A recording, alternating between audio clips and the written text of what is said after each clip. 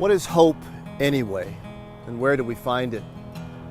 Lots of people are asking those kinds of questions these days, and for good reason.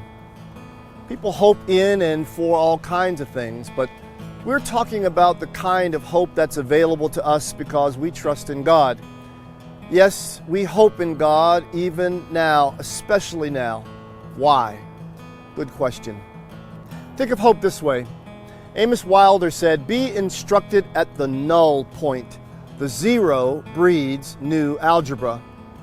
Which means if we're willing to linger in bad times with God, right down to the zero of things, there at that zero, new algebra, new math can happen.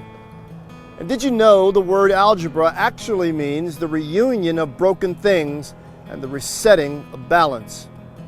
We hope because even now we believe that God is doing exactly that, resetting things, doing God's best algebra. We stand in a tradition that tells us that God is. And that tradition has given us a character sketch of how God, this living God, behaves. You could say then we hope in God because of what we have heard and know about God. And since God is not dead, we have every reason to hope. In fact, the prophet Zechariah used the phrase, "We are prisoners of hope." Hope, I said, not optimism. Optimism is about having positive expectations for the future. In my experience, optimists are usually 3 consecutive disappointments away from becoming cynics.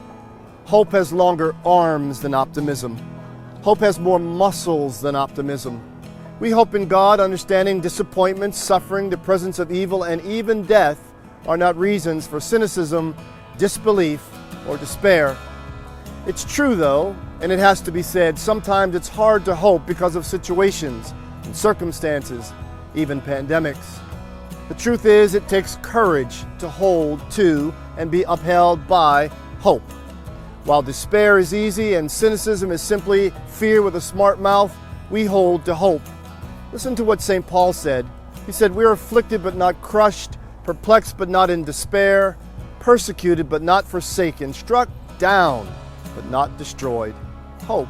Listen to what our old friend Sigmund Freud says to that.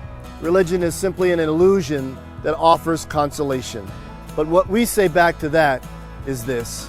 Religiously serious people don't actually find consolation in their faith. Not really.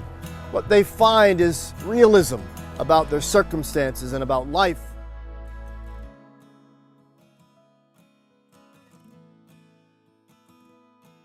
When we linger long enough there at the 0 hour, nourished by stories, nourished by fellowship, nourished by the presence of God, hope comes again. We hope in God because God is the only one who can actually really be trusted with darkness. We hope because God works both sides of the street. We hope because of other people who have hoped in God. We hope because God is biased toward the weak, the weary, the destitute, and the oppressed. We hope because God will not be domesticated.